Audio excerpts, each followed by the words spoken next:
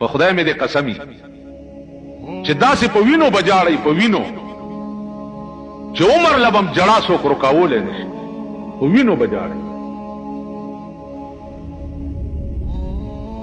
ابراهیم ابن ادهم رحمت الله علیه ډېر لوی بادشاہ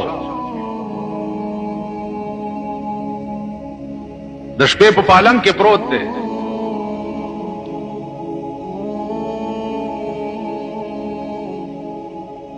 او پاس په کوټه یو سړی ګرځي لګیا دی. ابراهیم ابن ادهم ورته وې څوک یې؟ وې صاحب زه اوښانو والا یم، اوښ رانه ورک شوی. بادشاہ ورته وایي چې او بدبخته دا د بادشاہ محل دی، دلته بني ادم نشي راتلی، نو پاس په کوټه اوښ د کوم ځای نه راغی؟ او خان والا ورته وایي چې بادشاہ قبله عالم دلته پاس په کوټه اوښ نشي راتلی. وای دا دلته سړی نشي راتلی. ویل نو که دلته اوښ نشي راتلی او ناممکنه ده، نو دام ناممکنه ده چې ته پروت په پالنګ کې او आवाज کوي چې زه خدای لټوم. په پالنګونو کې چاته خدای نه ملاویږي. د هارون ابراهیم ابن ادهم په دماغ کې انقلاب راوست. چوفو دا خو رښتیا وي. ټوله شپه یې ویښه تېره کړه. سهار چې دربار ته راغی ناست دی، وزیران مزیران ورسره ناست دي. همغه سړی چې د شپې د اوښانو والا په شکل کې راغلی و، سهار هغه سړی بیا د غویانو والا په شکل کې راغی. زوړ غوندې پټکی والی دی او بلا یې تړلې ده او تر ګرځي. سپایانو ته تپوس وکړو چې څوک یې هلکه څه ګورې؟ ویل جي غوی رانه ورک دی، غوی لټوم. دا د بادشاہ دفتر دی، دربار دی، دا لیونی. ابراهیم ابن ادهم دننه واورېد، هغه وی علیا دننه یې راولئ، دا څوک دی؟ سپایانو ونیو، دننه یې بوتلو چې څه لټې؟ وی جي غوی درنه ورک دی.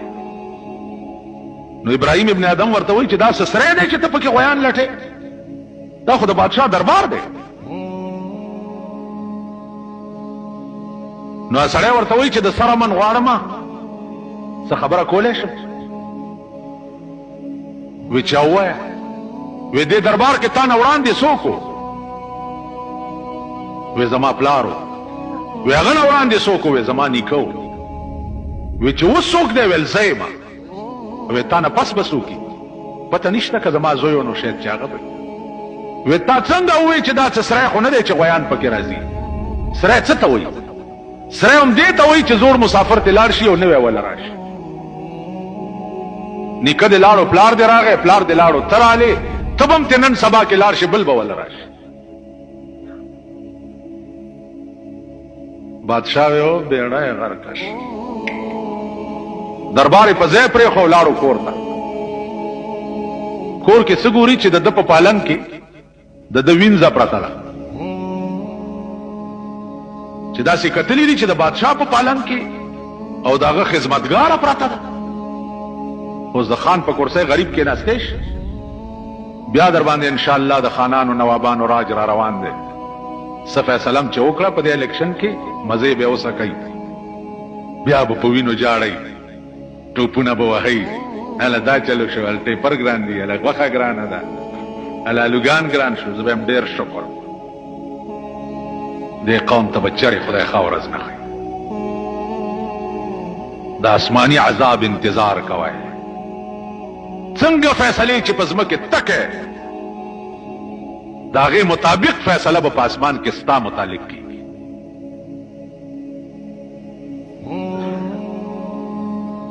څنګه فیصلې چې کې د هغې موافق فیصله به په اسمان کې ستا متعلق کېږي.